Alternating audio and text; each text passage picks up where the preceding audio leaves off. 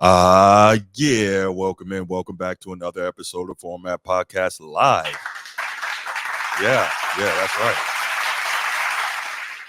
So obviously, as you know, if you follow this channel, we normally do our live shows on Saturday nights at 7 p.m. But I've been away I was away last week, didn't get to do a show Saturday night, and a lot of stuff has gone on since I've been gone. No way I can cover it all, but I figured I'd get on here and do a show tonight, kind of get back in the flow and talk about some things I've been talking about, or I've been thinking about. Excuse me. So I definitely want to get to that. As you can see from the thumbnail, we got some interesting topics lined up for you. Some of this stuff you might have already heard commentary on over the last week or so, but definitely wanted to give my thoughts on these things and discuss it. If you see me looking to the right, it's because on my second monitor I got the Celtics and Cavs game going to be on, so definitely want to see what's going on there. But before we get to our show, you already know what time it is. If you're here on YouTube and you haven't already, please make sure you go ahead, click that like, that subscribe, that notification bell. Make sure you're kept up to date whenever we drop new content on the channel. If you want the audio only version of the podcast, open up your audio podcast platform, hit the search bar, type in The Format Podcast, and we should come right up. If you're enjoying the content, make sure you give us that like, that 5-star review, and drop a comment. All that stuff helps us rise in the algorithm, helps us find more sports fans, helps more sports fans find us. And finally, make sure you write it down, put it in your phone, set an alarm, do whatever you got to do to remember. Saturday nights at 7 p.m. we are live here on the Format Podcast, and we'll give you the opportunity to call in, talk to us, get at me. I love it. I can't wait. All right. So also keep this in mind if you're watching this at a later time, if you're watching live now, please go ahead and make sure you subscribe to the channel. Like I said in the little blurb there a minute ago, share the channel with other people. We're trying to get to 2,000 subscribers before the end of the month. We definitely made a lot of progress. It's out on YouTube how your second 1,000 subscribers comes a lot faster than your first. But anyway, yeah, please make sure you do that. Please make sure you're liking the channel. When you come into the chat, make sure you let us know where you're coming in from. All right. So let's get to it, man. Let's get to it. So as you see there, the first topic I want to discuss is I want to talk about Kevin Durant and the thought that he's a coach killer. So you know me, I've talked ad nauseum, on and on and on, about how LeBron James is a coach killer. He's the common denominator. He's going to his 10th coach at the start of next season, his 10th head coach, and how LeBron James in his 21 years in the NBA has had more head coaches than Michael Jordan had in high school, college, and his Olympic career combined. That's crazy, right? I've talked about all that. I've talked about how LeBron James is just, how he's been terrible on the majority of his coaches, and we know the deal behind a lot of that. But um, in watching Frank Vogel get fired, and that's a championship coach as well, and watching him get fired after one season with the Phoenix Suns, and then hearing some of the stuff that came out in terms of that, the reporting, I should say, on that issue, it made me think about it. And then I thought about it, and I'm like, wait a minute. Kevin Durant has had, well, going into next season, he'll have had 6 coaches since leaving Golden State. I think that's 6 coaches in 6 years. And it made me stop and think about it because I really try to pride myself on objectivity and being consistent. And I'm like, wait a minute. If I'm always getting on LeBron James for being a coach killer, I got to do the same with Kevin Durant. I mean, there's no way around it, right? I'm not the biggest Kevin Durant fan, and fan or not, that shouldn't be an issue. Even if I was a huge Kevin Durant fan, and let me be clear, I don't have anything against him. I think he's an incredible player, but there's just something missing with him, something that's not quite there. But if I'm talking about LeBron that way, I got to talk about Kevin Durant the same way because the same thing is kind of there in terms of what we're seeing. So the NBA is, always has been, and likely always will be a players' league. That's just how it is. And part of that is because the NBA has smaller rosters. So you're in a situation where if you have one elite player, they can make the difference between being a failure and being a champion. And we've seen that, with Michael Jordans and Kobe's, et cetera, or not even necessarily being a champion, but being extremely, extremely competitive. We've seen that with Jokic. We've seen that with Elijah, and so on and so forth. So through the years, if you can manage to get that guy, whether it's through the draft or via free agency or trade, then you have a really good chance to be successful. And as a result, those guys have wielded a tremendous amount of power in terms of the front office in the NBA. They've been able to kind of get away with doing the things that they want to do and have more control in the way that NBA front offices run and what happens in terms of their team. And I don't know that I like that. I know some people love the player empowerment. Me personally, I'm not a huge fan of it because players may be empowered and they may be able to make decisions and have a huge say in personnel matters, whether it's the head coach or whether it's the players that they're playing with. But I don't like it because they never have to be held accountable when things go wrong. And to me, that's a big problem. You can't have power without accountability. I don't like that. I've never liked it. It's not the way I was raised. That's not the way I think. But you see so many of these players in the modern NBA, and I guess not just in the modern NBA, right? Again, it's always been a players' league, but you see so many players that want to be able to have personnel say, et cetera, et cetera. But when things go bad, well, they can just, basically wash their hands of it. And I don't really like that. But anyway, so I always get on LeBron as a coach killer. And like I said, I pride myself on objectivity and consistency. And I'm not saying LeBron isn't a coach killer because we know he is, but I have to keep that same energy with Kevin Durant. I just do. So, as I mentioned before, when the season starts next season, he'll be playing for his sixth head coach in 6 years since leaving the Golden State Warriors. And there's always context to these things. There's things we don't know that go on behind the scenes, and no one is saying that he is the only reason that he's had issues or his teams have had issues with their head coaches. But clearly, he plays a big role in that, right? It's called the common denominator. I always use that. The common denominator must stand out. So the question now here becomes, why don't people, myself included, get on LeBron? Why do people get on LeBron that way and not Kevin Durant? And I just kind of talked about it. I guess I didn't even realize I was doing it because KD is probably not so out front with his whatever control he has in the organization. What do I mean by that? Because we know that LeBron James usually has his hands all over his team's moves. He's told us as much when he said that when he was first in Cleveland, he used to try to go up to the front office, tell him what he wanted, tell him what he needed, and they didn't listen. And I guess that was part of the reason why he decided to move on and take his talents to South Beach. That's one of the reasons he wanted more control, I guess. But he's the guy who calls himself the GOAT.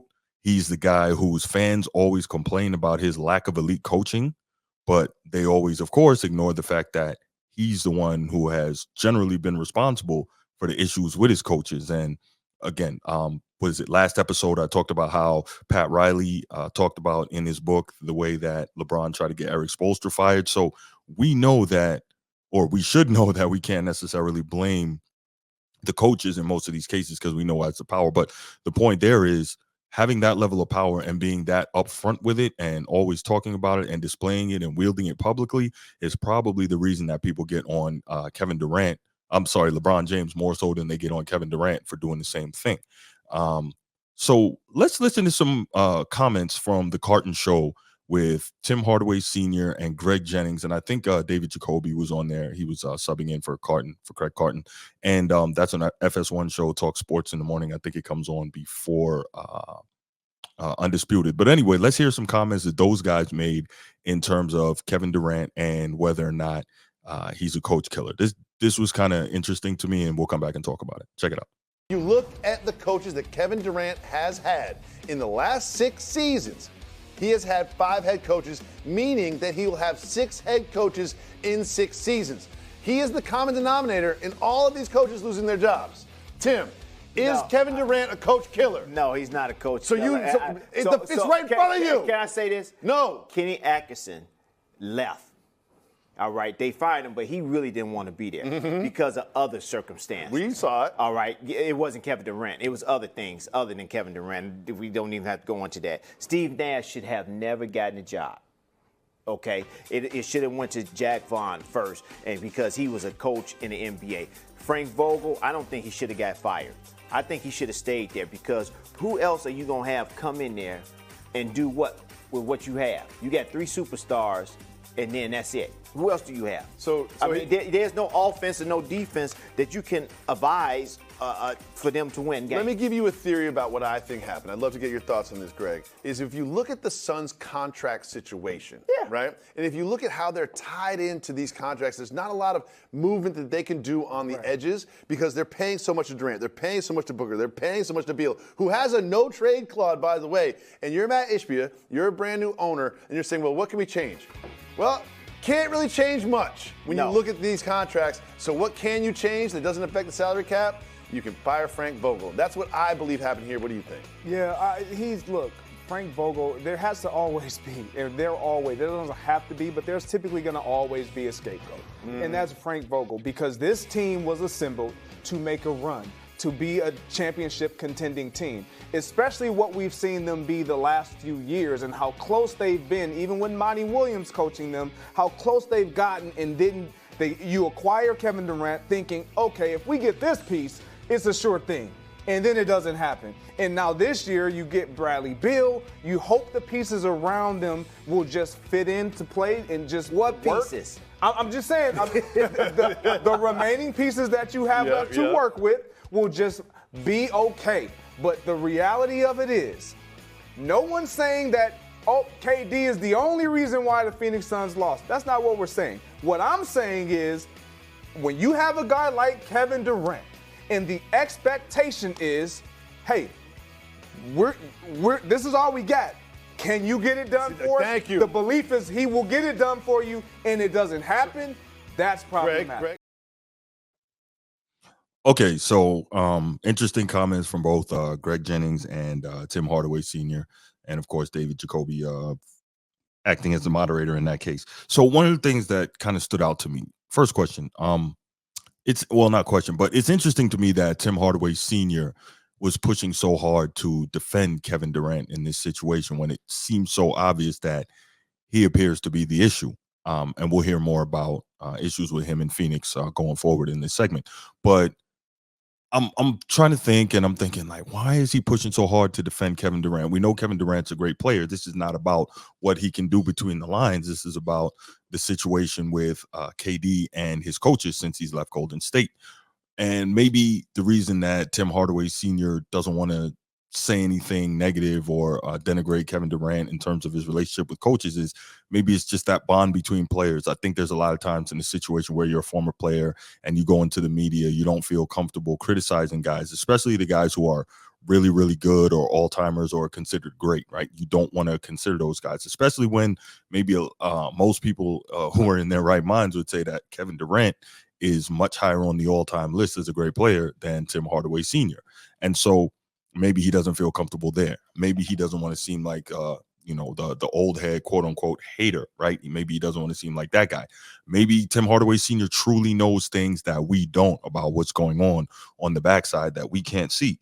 And so one of the first things he mentioned there was Kenny Atkinson was fired, but he didn't really want to be there. So that's interesting that he says he didn't really want to be there. That speaks to me and says maybe he does know something that the rest of us don't know, and he just doesn't want to put it out there. But as far as I knew, and I believe as far as was reported at the time when it happened, and we can only go by what was reported until new information comes out, Kevin Durant and Kyrie Irving didn't want Kenny Atkinson there in Brooklyn.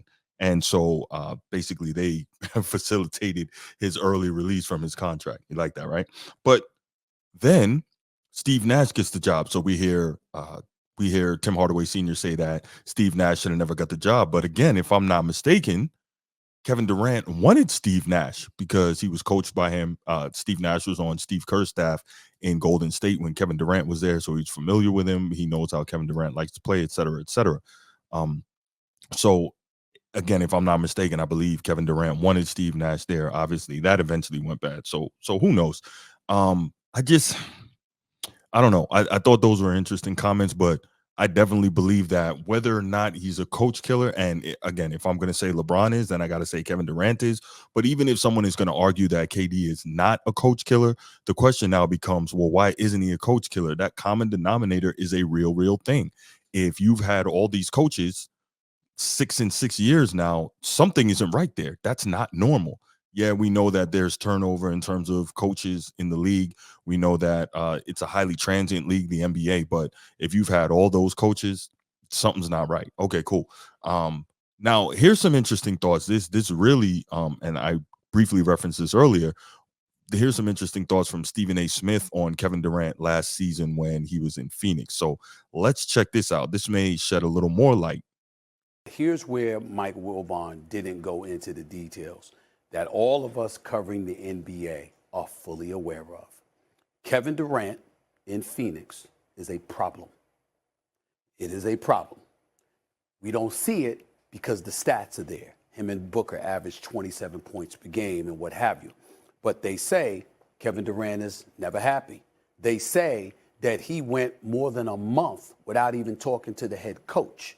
They say that he doesn't look happy there. And all he wants to do is play when the game starts and tip-off time arrives. But when it comes to ingratiating yourself with your teammates and getting along with everybody and stuff like that, he just lives in his own world. He's not hated. He's not despised. He's not doing anything negative. He's not being somebody that's two-faced and behind people back doing stuff. No, that's not who Kevin Durant is. But keeping to himself. Why does that matter? It's similar to what he was doing in Golden State before he ultimately departed, which is what was driving Draymond Green crazy, which is why they ultimately got into it on the court in that Clippers game and what have you. Because you hear stuff, you hear about the level of unhappiness, et cetera, and you get tired of it because when you don't want to talk and when you don't want to answer questions, you don't want to lead in a very visible way, well, that forces other people to have to step up and take on a level of culpability that they don't want to stomach. And so because of all of that stuff, that's the untold stuff that's going on in Phoenix. There's more than that. Make no mistake, it's not all on Kevin Durant, but that's a big, big part of it, which is why you've got to disband this group. They're not a big three. They're big three in money. They're a big three in name, but they ain't a big three in level of production. They were the worst fourth quarter team in the NBA last year. They got outscored by 11.6 points per 100 possessions. Well, guess what? That schematically, in terms of Frank Vogel, that's number one offensively, because defensively the man knows what he's doing. But evidently, they were one of the poorer defensive teams, particularly in the fourth quarter. They just didn't get it done. And in the end, when you get swept in the first round and you've got those kind of problems, I'm talking to America. I'm not speculating. I'm not guessing. I'm talking to you as somebody that covers this league. Most of us in the league who cover the NBA know this stuff has been going on in Phoenix, but it's far more problematic than we gave noise to it about as the season progressed. Once the season ended, you heard more and more and more about what happened. Okay, so that was a lot, right? That was a lot from Stephen A, but it was an interesting kind of peek behind the curtain. And the first thing I thought when I heard this, obviously I wanted to figure out kind of how I was going to address it. So the first thing I thought was, well, this actually sounds similar to years ago what we heard about Kyrie Irving and not being particularly willing to be a real team guy in terms of interacting with people and not speaking to his teammates on weeks on end in Cleveland. But we found out, of course, there was more to that. And so, again, what Stephen A is reporting here, he has plenty of contacts in the NBA. I'm not going to doubt what he's reporting. I'm just curious to know what, if anything, is being left out. So before we make a judgment, obviously there's probably more information there that we're missing. But I do have some questions, though. And first, why is KD never happy? Are there some people who just are perpetually unhappy in their life and with their situation and what have you? Now, again, I know that money doesn't necessarily bring happiness, but it sure makes life a hell of a lot easier, especially when you've been poor and then you go to uber rich, a multi-millionaire in terms of hundreds of millions of dollars. And that's Kevin Durant. So you would figure, and I'm not saying he's not, but you would figure he would be extremely grateful and being able to be in a situation where he doesn't have to want for anything. He gets to do what he loves every day for a living. Think about how many of us go to a job every day we may not particularly love, but we go there because we got to do what we got to do and we have to provide, etc. Right? But we go there and we do that. But he gets to do something that he loves every single day, and that's hoop. And he gets to be compensated extremely handsomely for it. And on top of that, he's a champion. He's a two-time finals MVP. So he's a multi-time all-star. He's going to be a first ballot Hall of Famer. There's pretty much nothing his career is missing. So you start asking the question, why is this guy never happy? What is the issue? What's going on with him? What are the problems? Why? What is it, right? And so we know how special he is as an offensive weapon. We know that. But no matter what, he just doesn't seem to be happy. And it's very odd to me.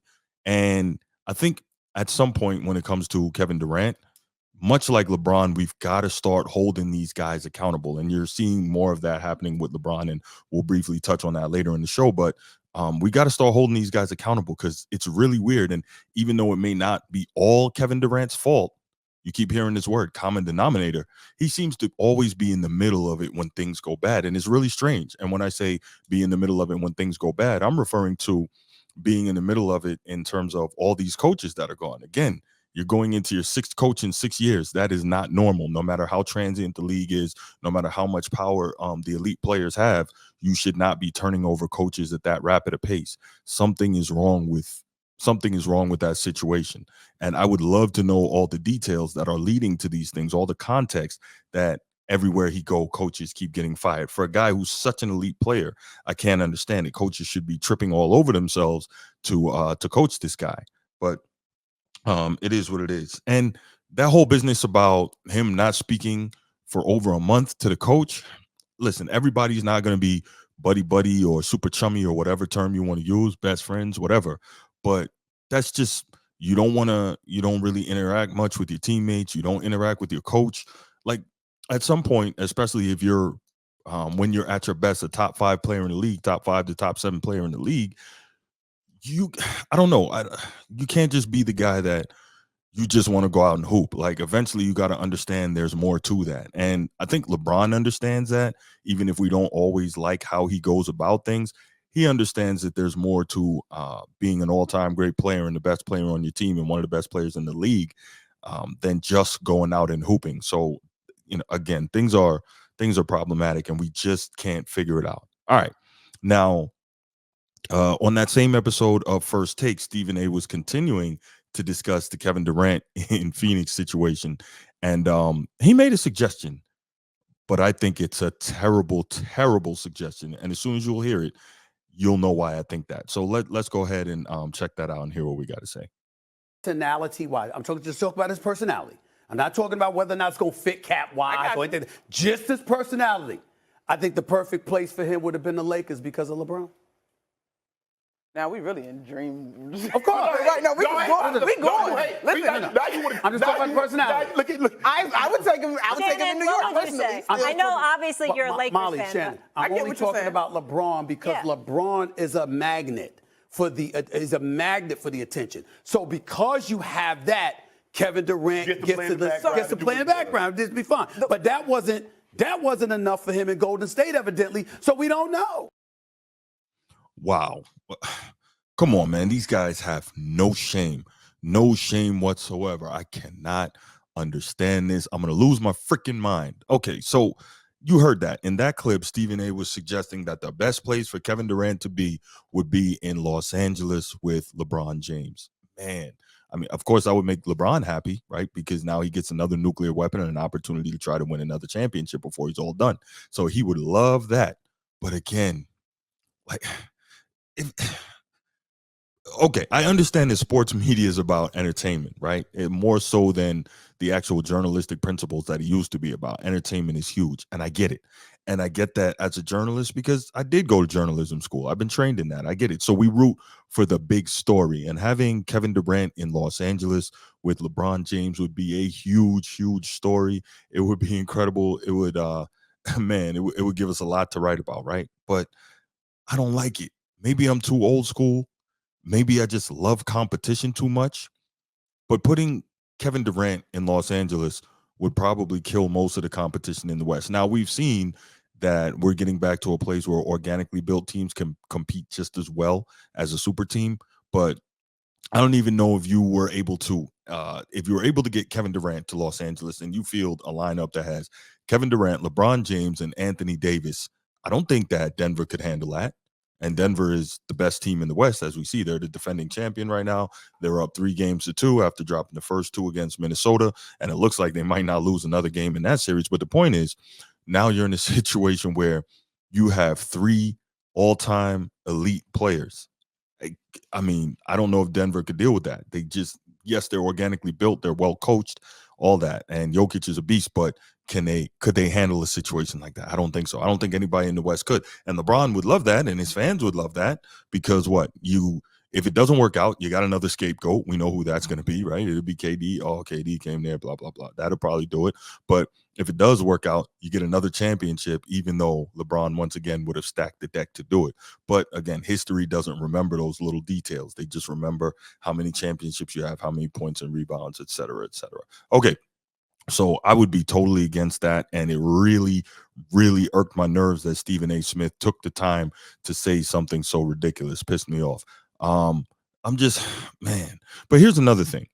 And I'm not saying that it even would happen, but let's just say, for the sake of argument, that Stephen A. Smith's comments did come to fruition. What's up, Nino?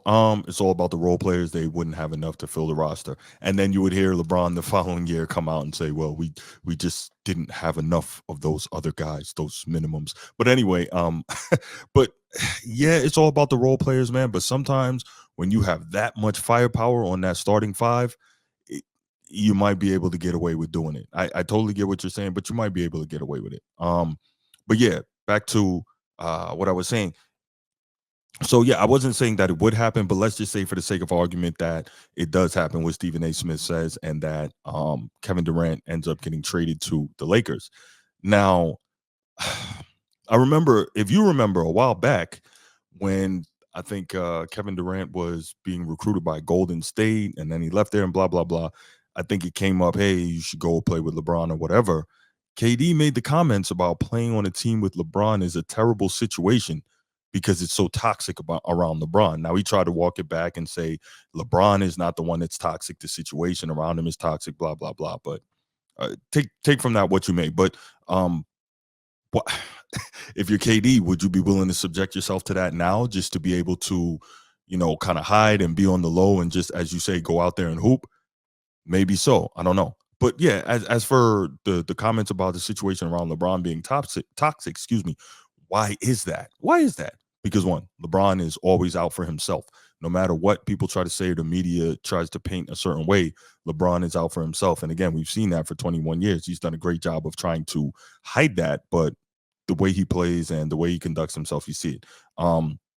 You see Clutch Sports always trying to manipulate everything, and who knows how that would go with Kevin Durant if he wants to deal with all that blah blah blah. But yeah, it's the whole thing is just crazy, man. I don't even know what to say about that other than I was disgusted by the suggestion by Stephen A. Smith. Clearly he doesn't like competition, but he's also made it very clear that come June and NBA finals time, he wants to be in LA or he wants to be in Miami. And so, much like LeBron, he'll grease the skids to end up where he wants to be when he wants to be there. All right, that's all I got on this topic, man. This KD thing is, I don't even know how to address it. I really don't. Okay, I see. I got a couple in the chat. Not a lot. I will give you a brief second if you want to call in. The number's there on the bottom of the screen. If you want to call in, give your thoughts on this KD Phoenix situation, 904-219-8364, 904-219-8264. So, yeah, you can go ahead and give me a call there if you want to. If not, we'll go ahead and move over to the next topic. And I'm going to give you a second here before we go ahead and do that.